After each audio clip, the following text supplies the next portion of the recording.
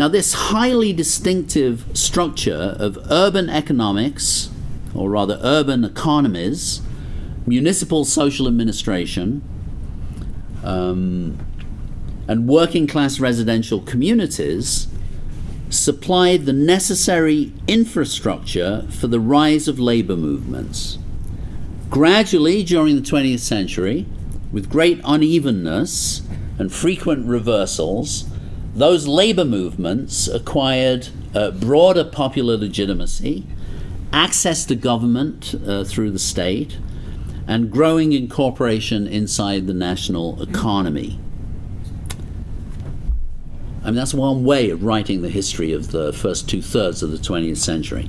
But today, after 3 decades of sustained deindustrialization, privatization, and large-scale capitalist restructuring, with all the accompanying dismantling of welfare states and local government systems, those social infrastructures and popular machineries of socialist identification, socialist political culture, have become definitively a thing of the past.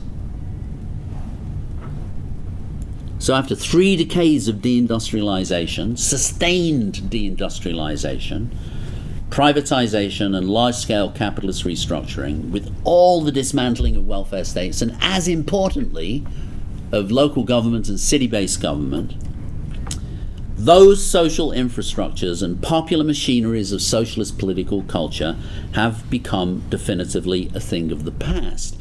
Now, I'm not saying that you can't have socialism anymore by making this argument, but the socialism that we can have is going to look very different, and it's going to have a very different relationship to the social circumstances that are capable of sustaining it. Now, if this is true, if what I've been just arguing is true, what are the implications for a politics of the left in the present, is the question that I'm obviously interested in. And I want to close with 5 theses, okay?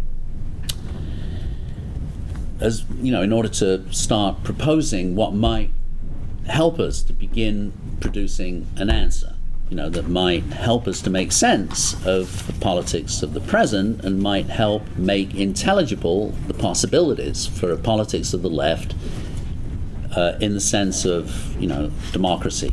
Okay, how do we produce, secure, and expand democratic political capacities in a society? That's my question vis-a-vis the politics of the left. Okay, so I'm going to make 5 sets of points. So, first, the socialist parties as we have known them. The socialist parties as we have known them in that century between the 1860s and the 1960s no longer exist. Okay, the party is over. Right? They cannot be recreated.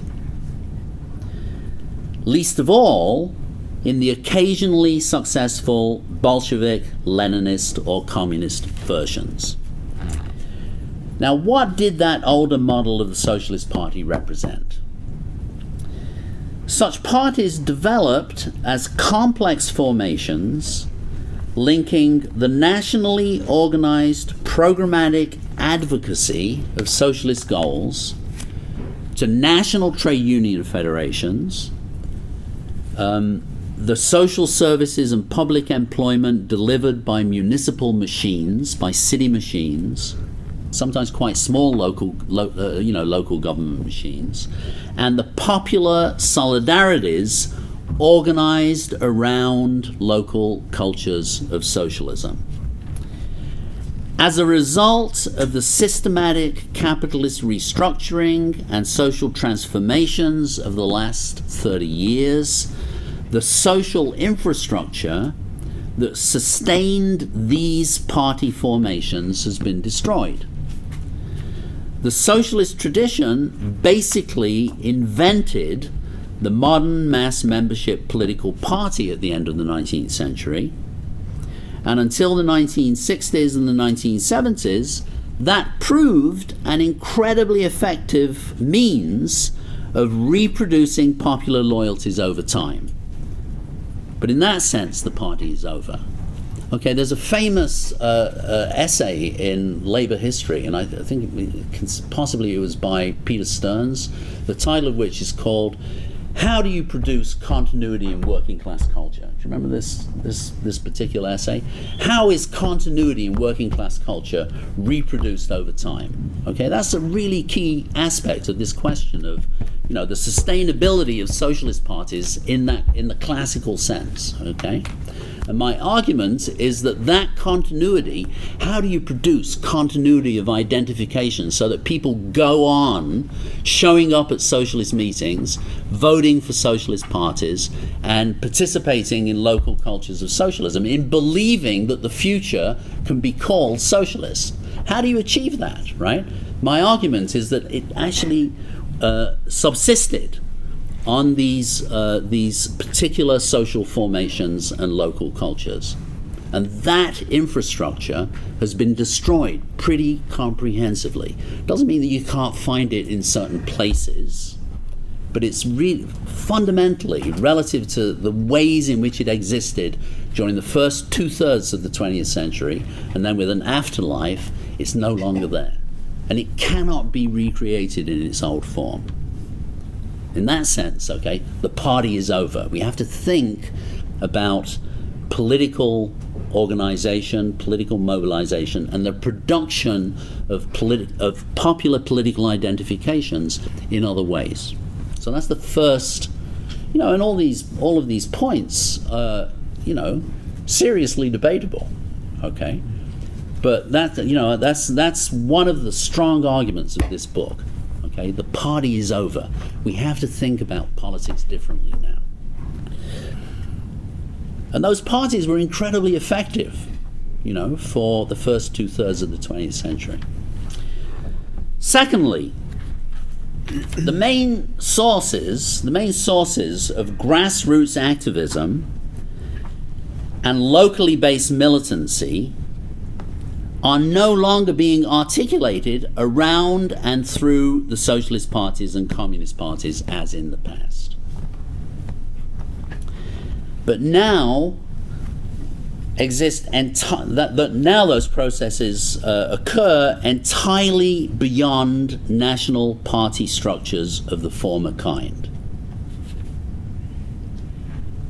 The socialist parties and communist parties, as we knew them, even during the 1950s and the 1960s, and then their, you know, Indian summer of the 1970s, during the big radicalizations of that period, don't exist anymore as membership formations.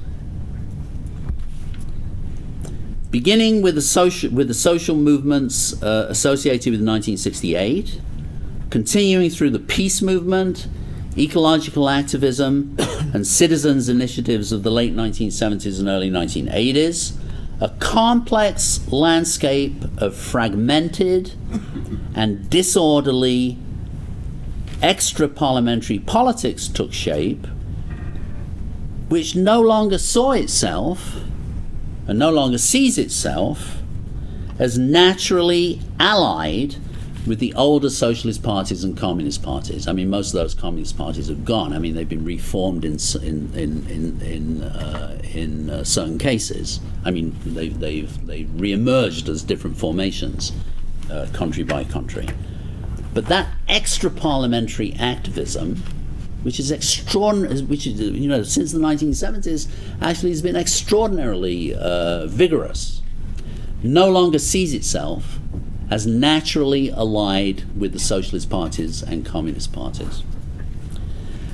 Now, that landscape includes green activism, feminisms of various kinds, anti-nuclear campaigning, gay-lesbian activism, squatting, anti-roads movements, animal rights, community-based DIY politics, do-it-yourself politics, and the politicized aspects of alternative scenes.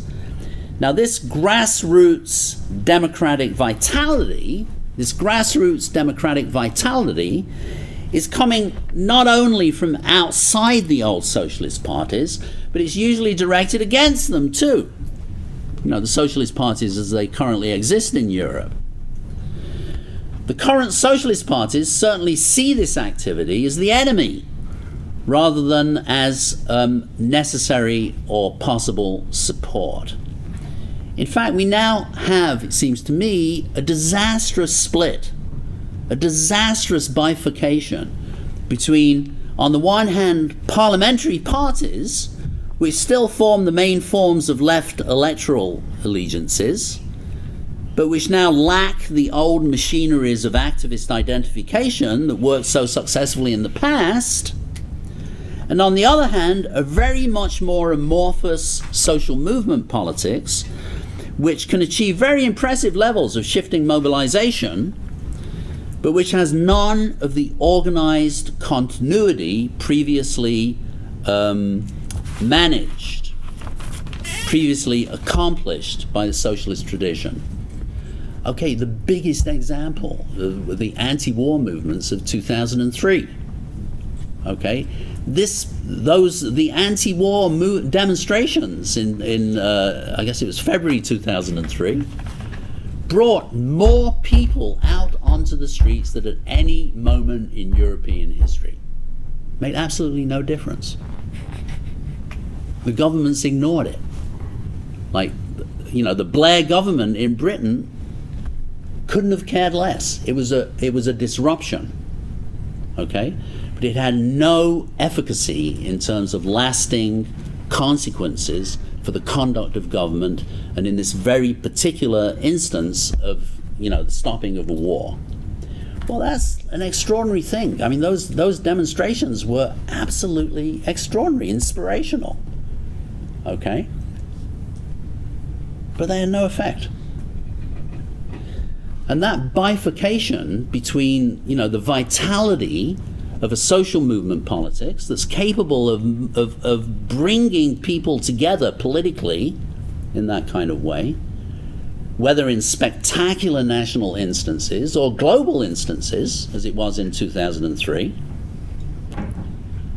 Okay? And on the other hand, national political formations that sort of claim themselves to be of the left, that still call themselves socialist, but have no interest whatsoever in establishing a kind of an integrated or organic or any kind of relationship to those movements. That bifurcation is the problem. Okay? So that's the second point, right? So as those socialist parties have, you know, lost their efficacy and have ceased to be membership formations, you know, that reproduce allegiances on an everyday basis, it doesn't mean that there's no vitality of popular participatory democratic politics. It's just happening elsewhere.